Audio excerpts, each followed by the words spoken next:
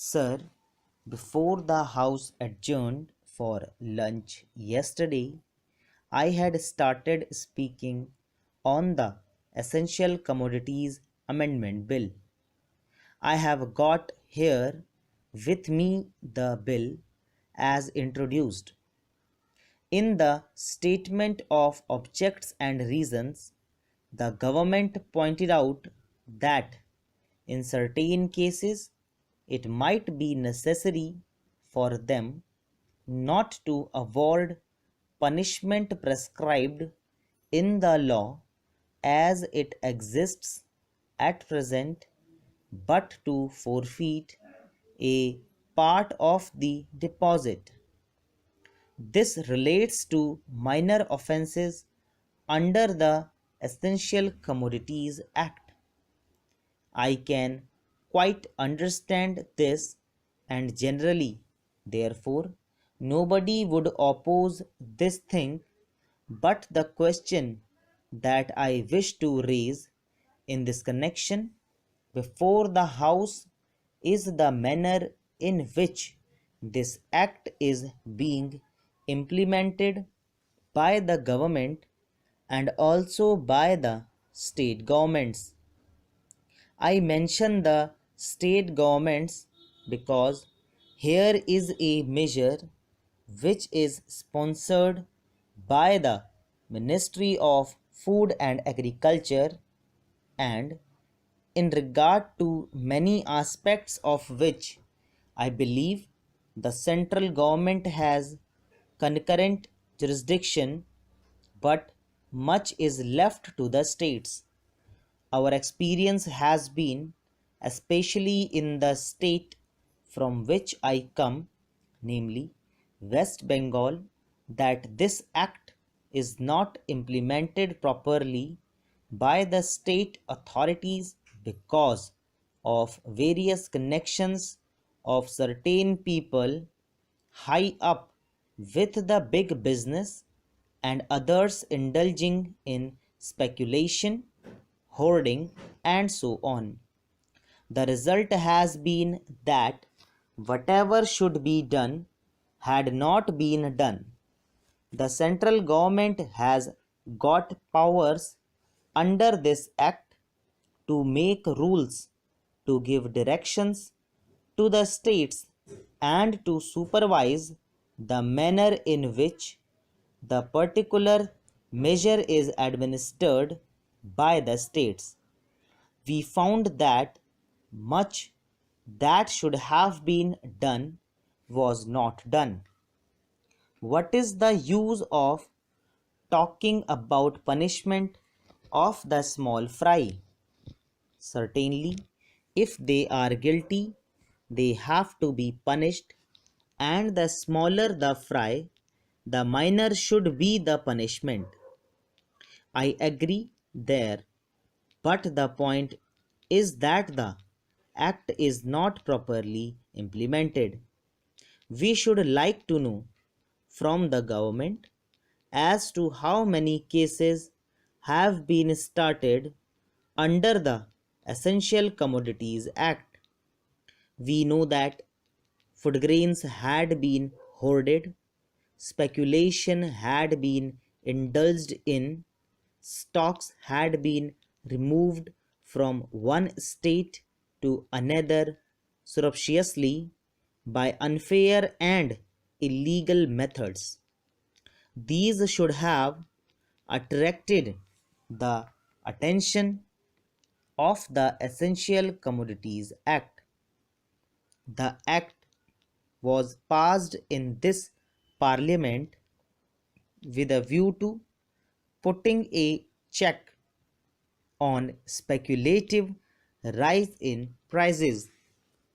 When it came to the question of practical implementation of this measure, we found that the government had failed. Now, government should say something about it. When government seeks to amend an act, it should tell us as to how the parent act which is proposed to be amended, has been implemented? Is it the contention of the government that difficulty arises because this particular provision is not there in the Act? Are government in trouble because they do not know how to deal with the smaller fries?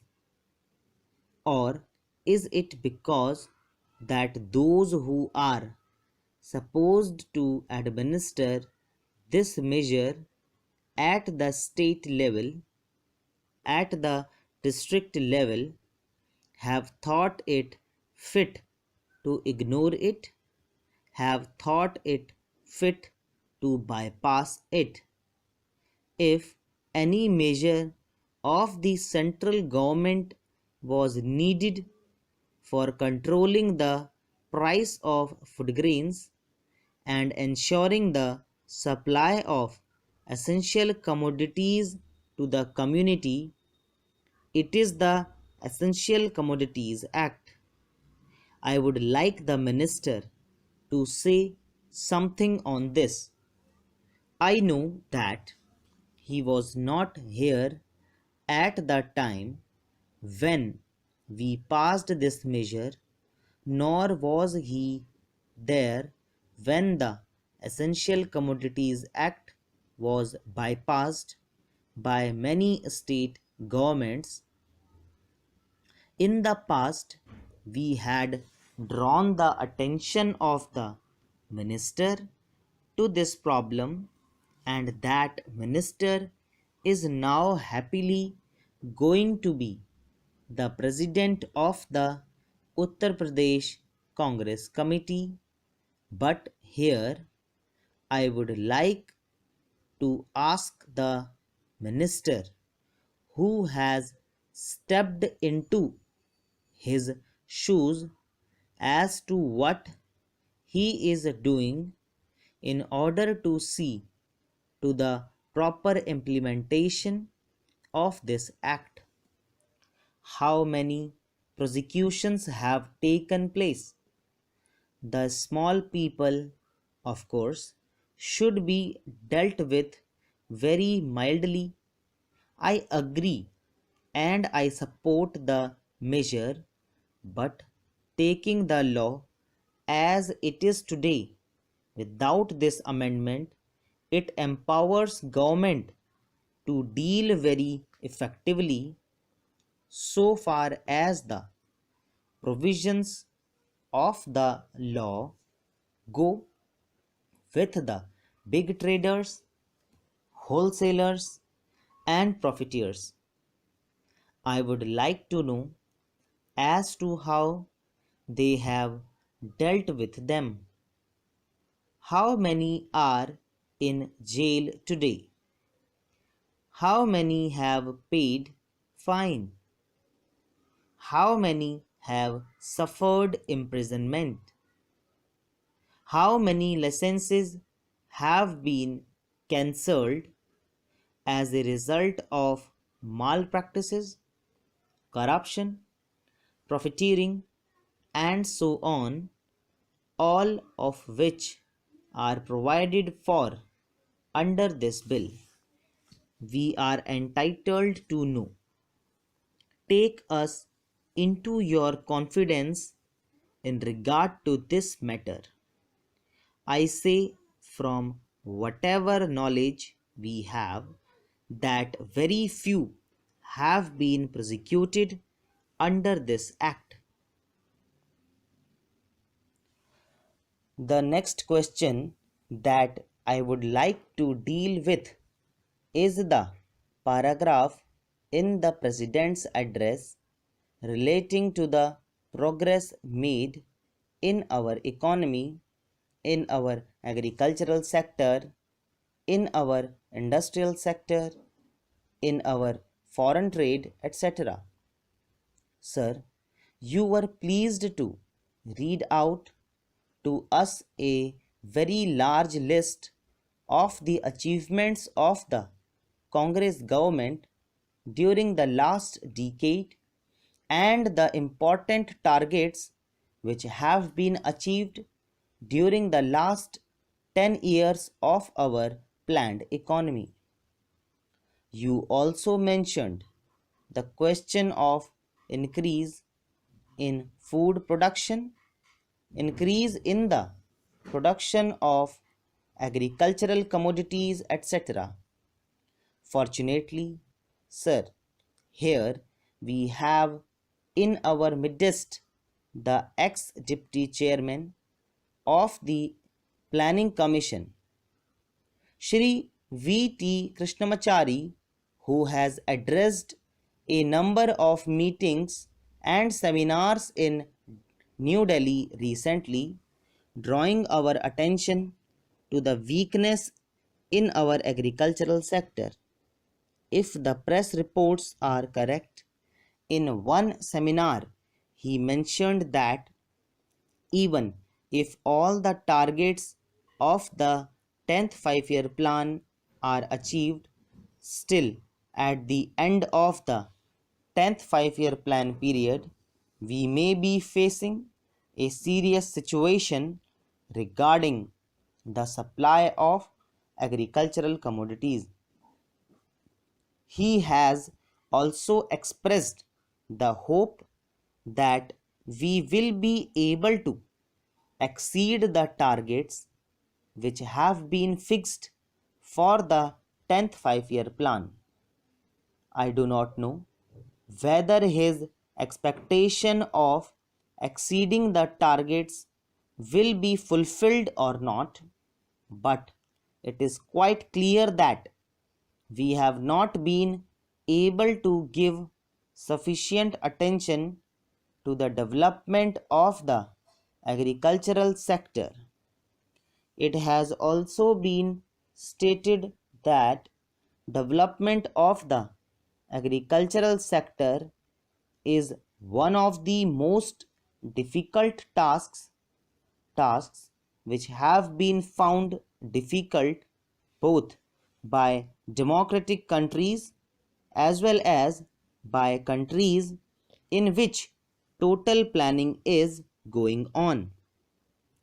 It is all the more reason, therefore, that we should pay more attention to the agricultural sector so that it may be possible for us to meet our requirements as and when they arise, and the situation which he has foreseen at the end of the 10th 5 year plan may not materialize. It is no use merely taking refuge behind some of the figures which have been compiled and narrating the progress which has already been achieved. We are happy that some progress has been achieved, but we are anxious that more progress should be there, and for that purpose also certain definite steps will be taken. In this connection, I am also happy to hear what the defense minister said yesterday in one of his public meetings, namely that the government of India is contemplating to create a setup in our villages wherein our panchayats will be functioning more or less on the lines of parliament. Unfortunately, he did not elaborate that point further, and the press has not shown any more light on what that exactly means. But if it means that the panchayats will be in charge of the resources that are available in the villages, that they will be in a position to determine how best the productive efforts in the villages are to be directed and in what direction, determine what targets are to be achieved, and when the production is there and there is a surplus to be exchanged with other centers in the country, that the panchayats will have their say in the matter on what terms this surplus will be exchanged with other centers in the country, then I think a very valuable step forward in the direction of building our economy on a decentralized basis will have been taken. We have always taken the view, sir, that if planning is to succeed in our country and if there is not going to be any regimentation of our productive activity and forces, what is necessary is that the common man should have a voice in determining the economic policies and in formulating the economic plans of development, and should have also his say in determining on what terms a village or a group or an industry should be working for the development of economy as a whole. In other words, some amount of competition, some amount of bargaining power is to be generated in the lowest strata of our society and in the lowest rung of our economy, so that with the help of that bargaining power, under the overall influence and policy of the Planning Commission, it may be possible for us to develop our economy in a manner which satisfies both the interests and the requirements of the nation as well as the aspirations of the people. When people feel that they also have their say in the formulation of policies and programs, and that such policies and programs are not something which is dictated from New Delhi, but are those which have been worked out.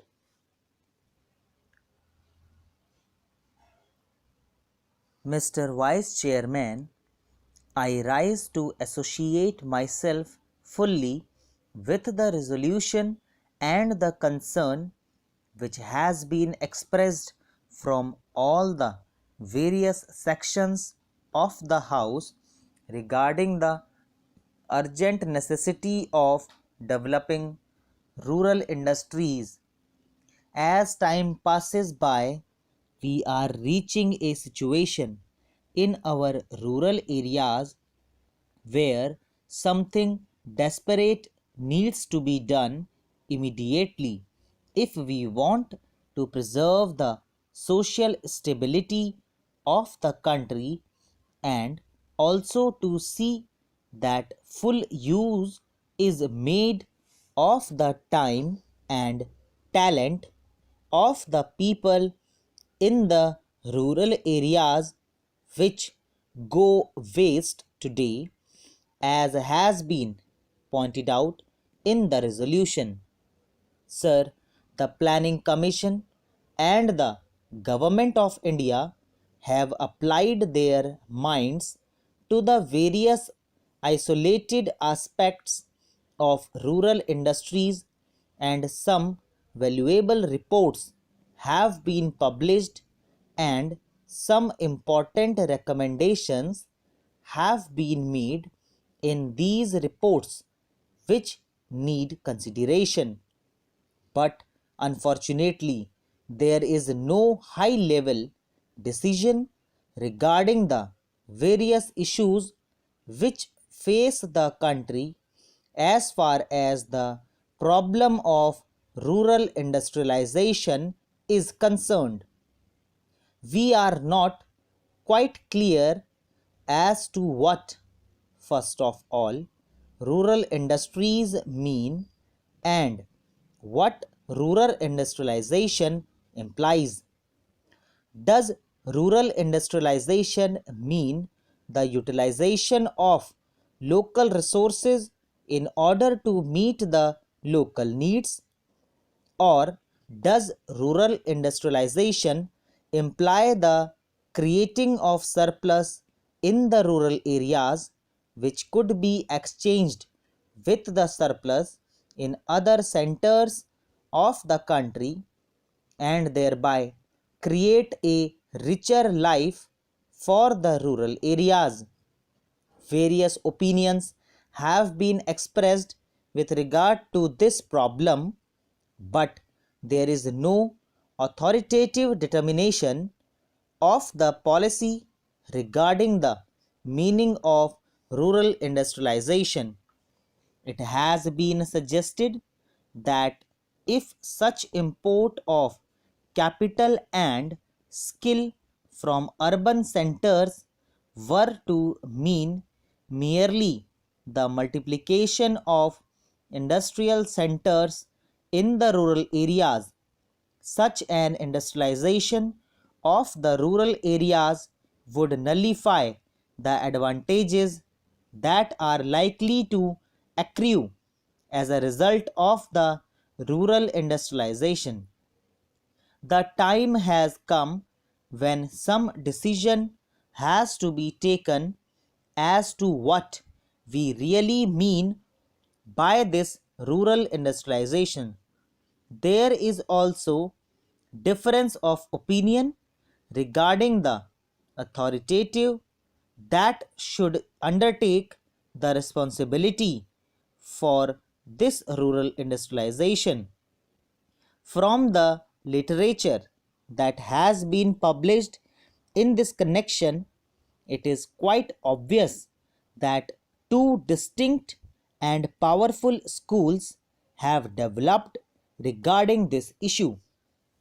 On the one hand, there are people who believe that the task of rural industrialization should be entrusted to the village panchayats, since they represent the village people and they have the resources and the powers to raise the necessary resources from the rural areas. The panchayats, it is felt, are the competent authorities to deal with the problem of rural industrialization. Equally strongly, it has been argued by others that cooperatives are the right answer to the question as to which should be the authority that should deal with rural industrialization. I may also mention that there is a third school which believes that the import of private capital and private skill into the work of rural industrial development is the real answer to the problem which we face in the matter of rural industrialization. Here again, some authoritative determination of the policy has become necessary because, in the absence of such a policy, ad hoc decisions are taken which sometimes cancel each other, and therefore the rapid progress which we hope and wish for in rural industrialization becomes impossible. Then again, there is the further question of protection that may be necessary for rural industries in view of the lack of the internal economy from which rural industries would suffer. Whatever may be the answer to the first two questions, Professor Malkani has already referred to this question, and various suggestions have been put forward. But all these suggestions require some detailed consideration, as there are a large number of difficulties in implementing any one of these suggestions. Demarcation of markets and the imposition of taxes in order to see that goods from the urban centers do not reach the rural centers in unfairly competitive conditions are some of the suggestions that have been made. Our great advantage of a vast country is the large number of markets that are available for the goods that are produced in the country. However, if these markets are artificially restricted and goods are not allowed to move from one center to another, I am afraid more problems would be raised than solved if this protection is sought to be given in this manner. Yet, protection has to be given to the rural industries if these rural industries are to develop. Therefore, serious and competent thinking is necessary in this connection, and again, time is running fast. Therefore, it is desirable that we should have some authority which could examine the various issues involved and determine the policy with regard to this matter also.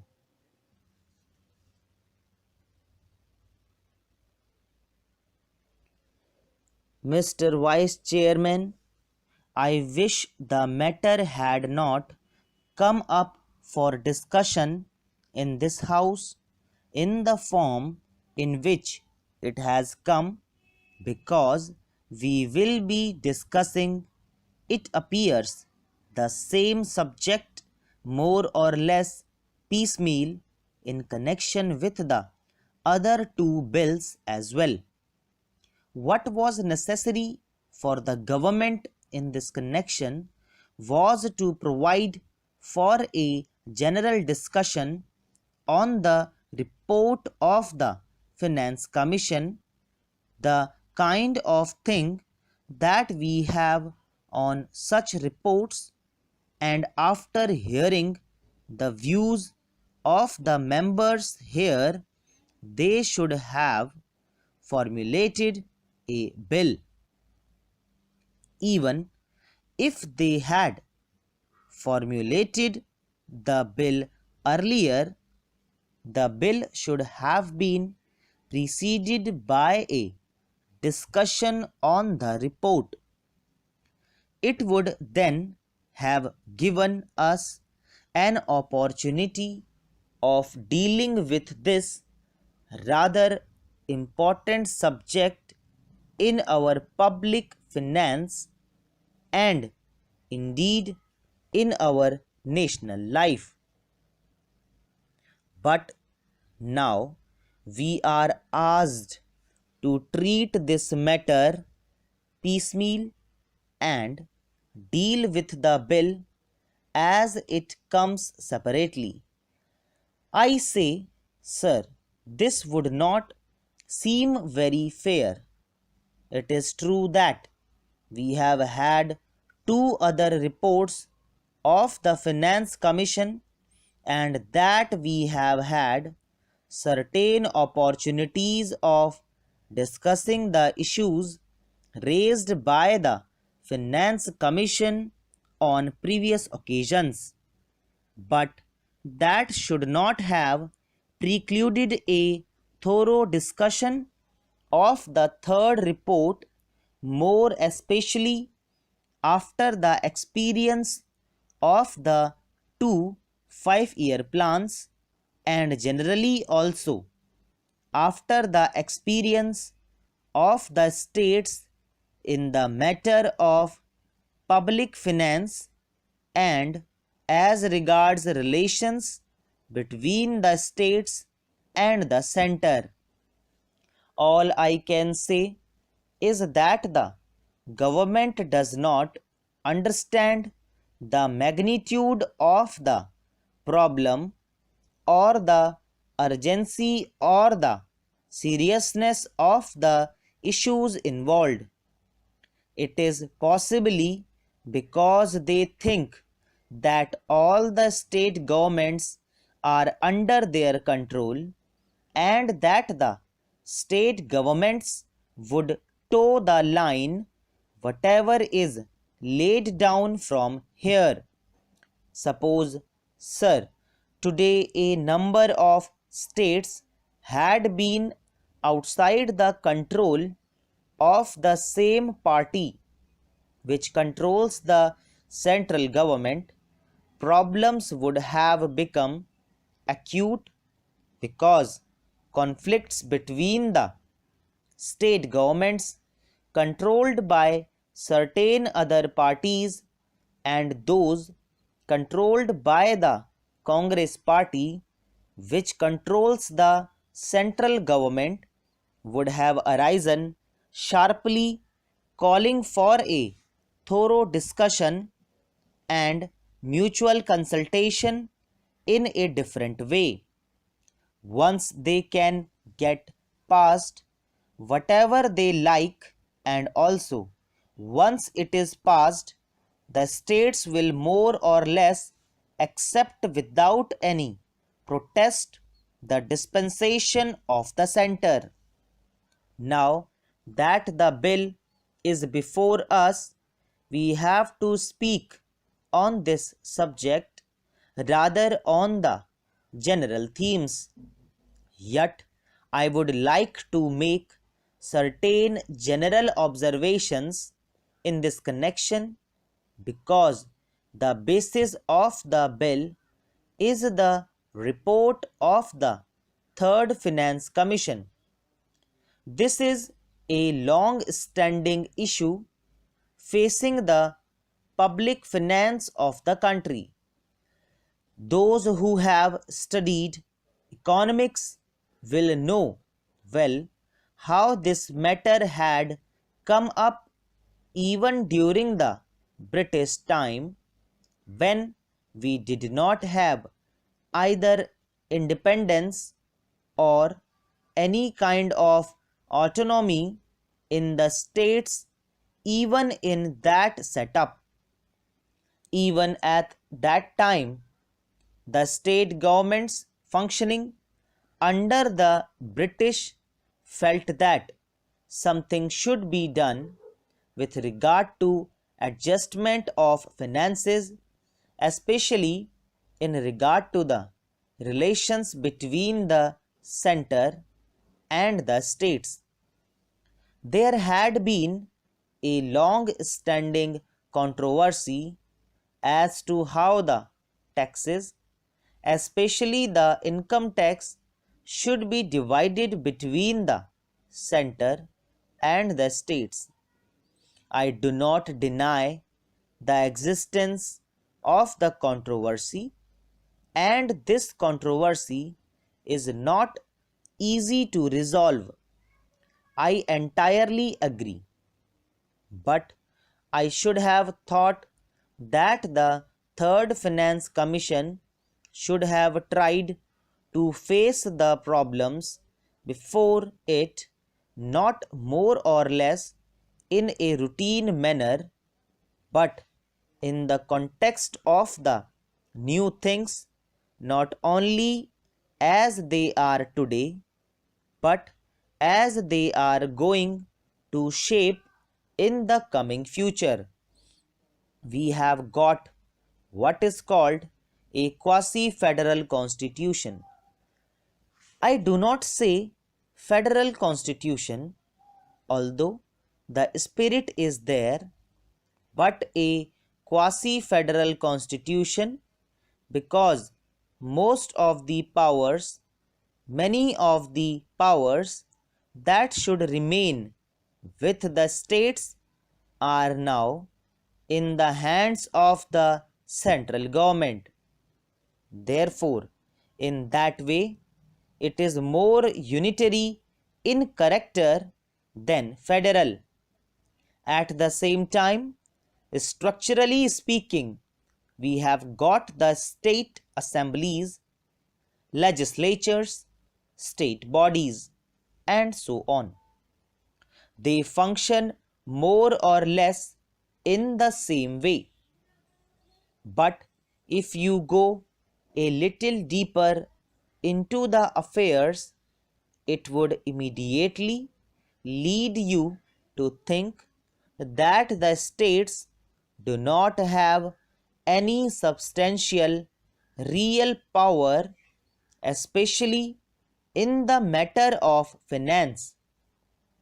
Perhaps at the time when the Constitution was framed, this aspect did not figure very much in the minds of the makers of the Constitution. We had just become free, and the concept of welding India into a solid nation was uppermost in the minds of those people who framed the Constitution and all others as well.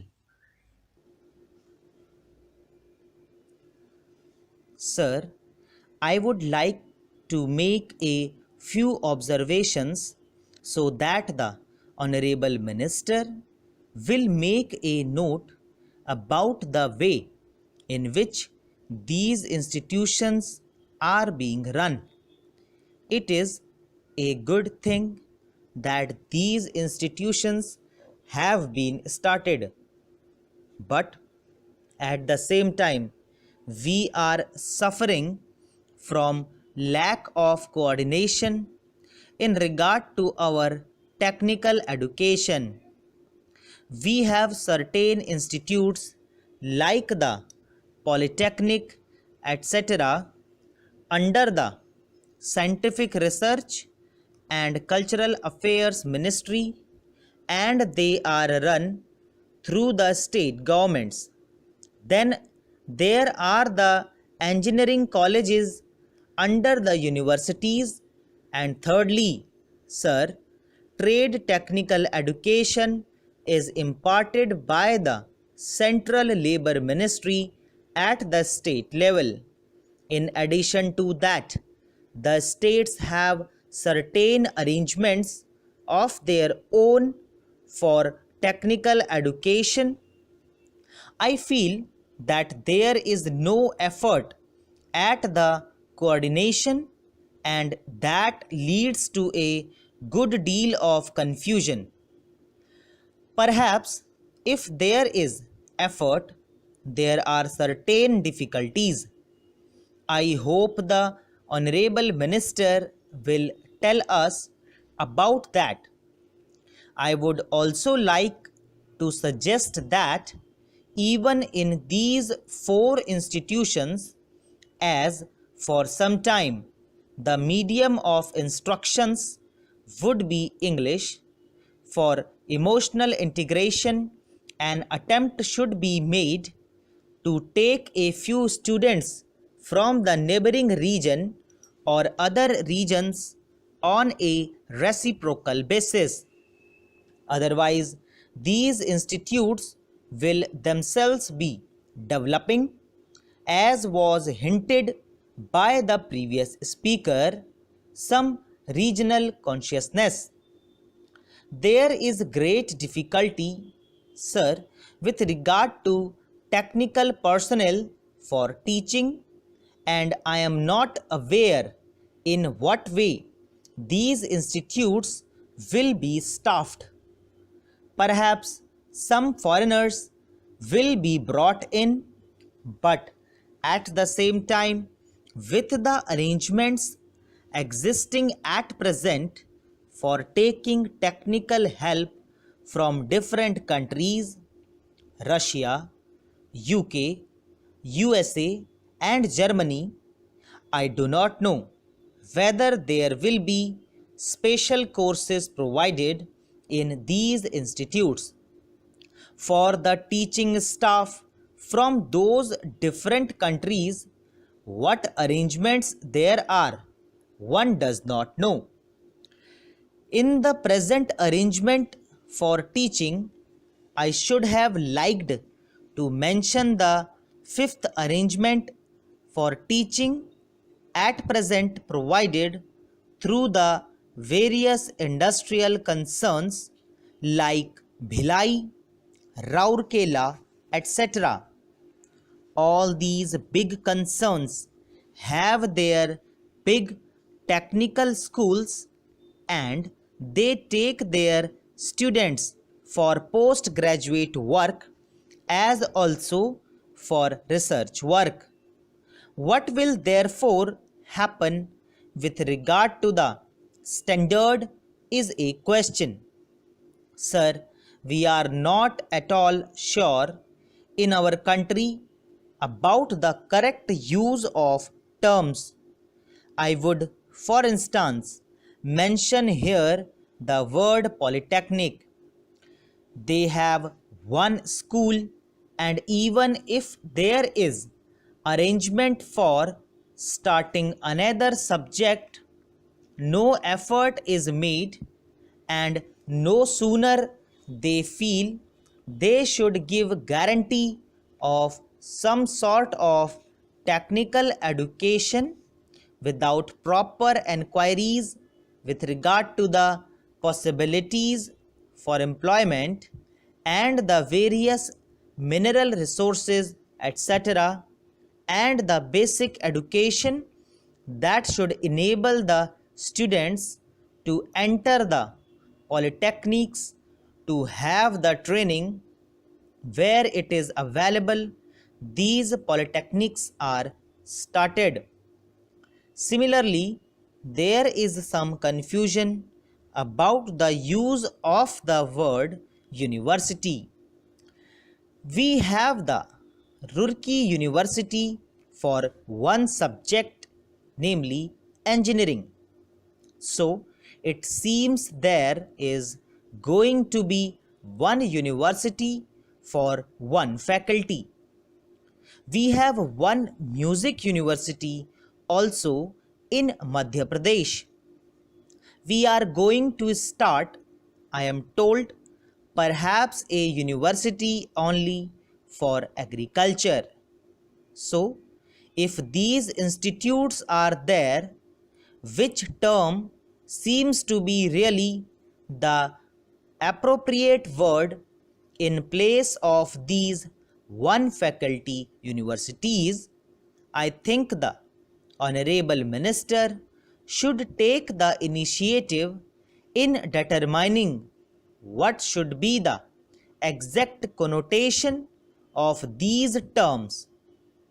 Otherwise, one day, as was pointed out, there will be perfect confusion.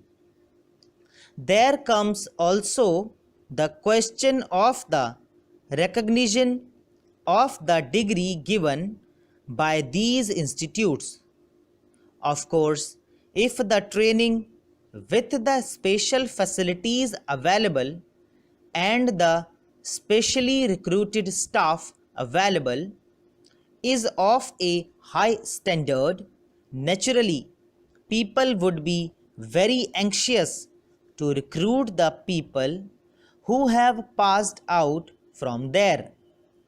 In the beginning, there will not be any trouble with regard to making use of the graduates turned out from there.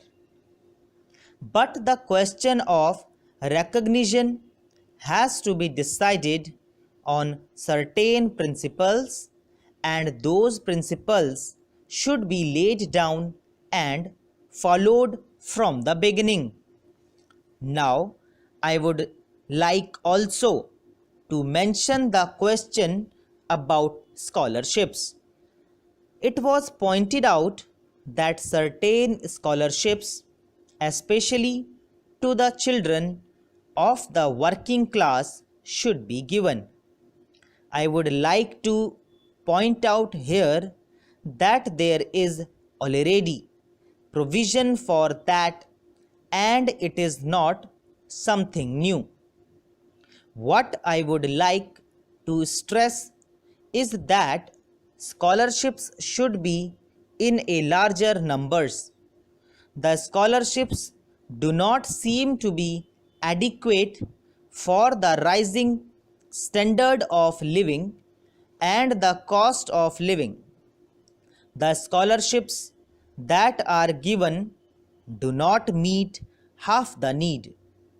There is yet another matter which the Honorable Minister is the proper person to enquire about, and that is the merit scholarships that are available. Mr. Deputy Chairman, Sir, I extend to this resolution my wholehearted support, though I wish he had extended its scope by incorporating within it two more services, but then I cannot deal with that subject now. You have assured me that the matter will be taken up on a subsequent occasion. I do not know when that subsequent occasion is likely to occur. Sir, I am grateful to the Home Minister for some kind words he has said about me in regard to my interest in this subject. No doubt, for long, I have been urging the necessity of creating more All India services.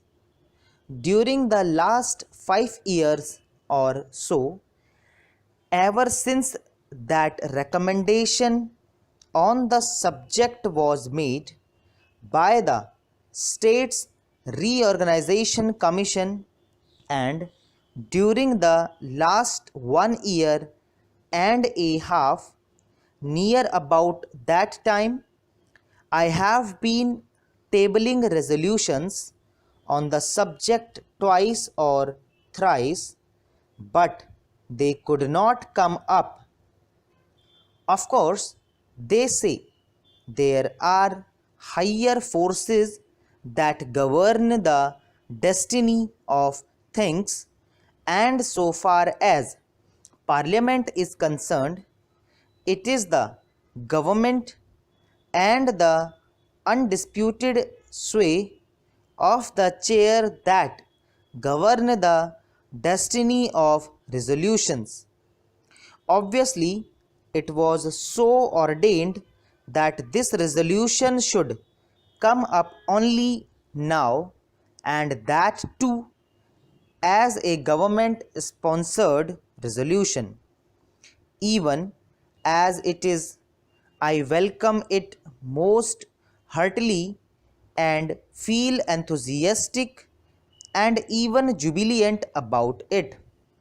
Sir, I sincerely congratulate the Honorable the Home Minister for the tact, the firmness, the strength, and the determination which he has shown in overcoming all the delicacies and difficulties which I am sure were there in his way. The opposition and unwillingness of the states were there initially, I know. And I also know, sir, that about a year ago, when I tabled a question on this subject, the then Home Minister told us that the government would be only too glad to have more all India services, but then the handicap in their way was that the states were not agreeable to it.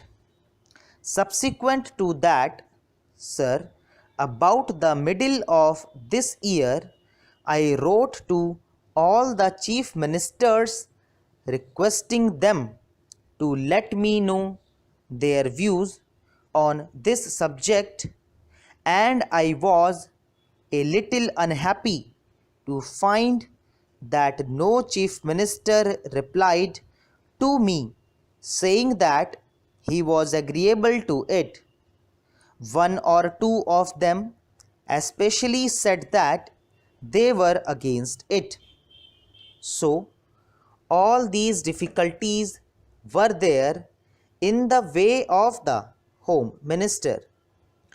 But I find that by his sweet persuasion he has been able to win over all the chief ministers who, in the conference immediately preceding the last one, agreed to it in principle, and in the subsequent conference they agreed to it. It appears obviously in toto, and hence we have before us this resolution supported by the chief ministers of all the states. Sir, for that I want to congratulate most sincerely and heartily the Home Minister. Now, sir, so far as the merits of this resolution are concerned, I do not think it is necessary for me to elaborate on them, because during the last 4 years or so, ever since the publication of the report of the States Reorganization Commission, many eminent men all over the country, eminent administrators and persons who had experience of administration, including the retired Comptroller and Auditor General, were of the opinion that more All India services should be created. Our Honorable the Prime Minister, as also our Vice President, have on more than one occasion expressed themselves definitely in favor of having more All India services. Last year, sir, about the month of October, when addressing the Indian Police Service officers when they were going out after having had their training for a year, he expressly said that if national integration was to be maintained, it was necessary to have more All India services. That being so, I think there is not much need for us to emphasize the necessity and the utility for having more All India services.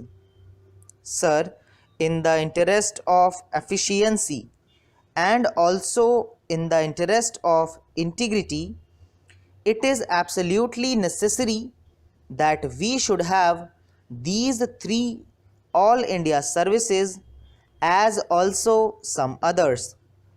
The major problem these days before us is that successful implementation of the development programs has to be carried through.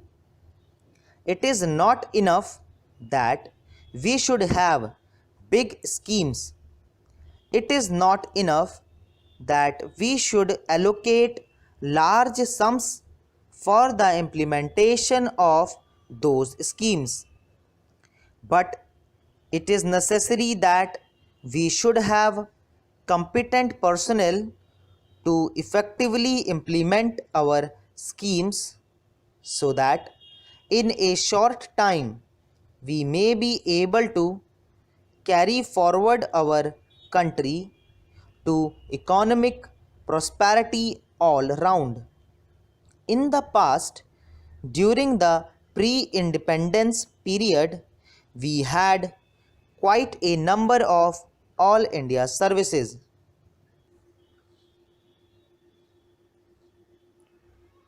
Now, coming back to the question of minorities, you will please find why this particular resolution has been so widely put in that it might include a religious minority as well, a linguistic minority as well, or an economic minority, as some honorable members rightly pointed out. Now, sir, a question arises whether there ought to be any such protection in so far as a particular type of minority is concerned. I shall deal with the question of minorities at some length, but you will please find, sir, what the honorable mover wants is that there ought to be a permanent minorities commission. It ought to be endowed with statutory powers. Therefore, sir, an attempt is being made for the first time by my honorable friend for driving a wedge between a community and a community.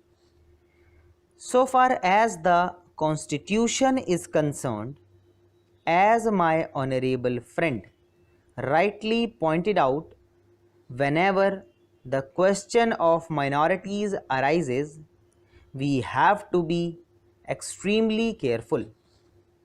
The Constitution is a very sacred document which has embodied all the different aspects of the common question of India's nationality. India is one in spite of different types of languages and religions. But in the midst of all these diversities, we have to develop a common nationality. Therefore, whenever we consider the question of the development of the nation and the interest of the nation, you cannot afford to think in terms either of religion or of language. It is true, sir, that there are different religions. It is also true that there are different languages. Therefore, a question arose, and the framers of the Constitution had to devise a constitution in the midst of the unity of India with certain diversities here and there. For that purpose, what they did was they devised a common nationality for the whole of India, and in so far as religious minorities were concerned, they were given certain rights. I would not go into the details regarding the provisions of the fundamental rights regarding the practice of religion. Certain rights have been given to the religious minorities, and beyond that, it would not be proper to bring in the religious minorities for political rights. For that, we have to be extremely careful. I would also point out that while we have to develop a common nationality, the members of the Indian nation have to understand that we are one nation. Therefore, certain rights in respect of religious minorities were given. They were fundamental rights, and most of them are justiciable rights. Here we stopped so far as the religious rights were concerned.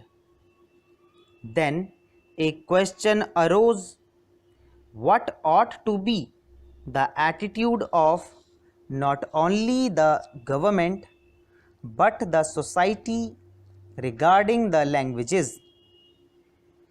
It was true that there were certain interests of the regional languages.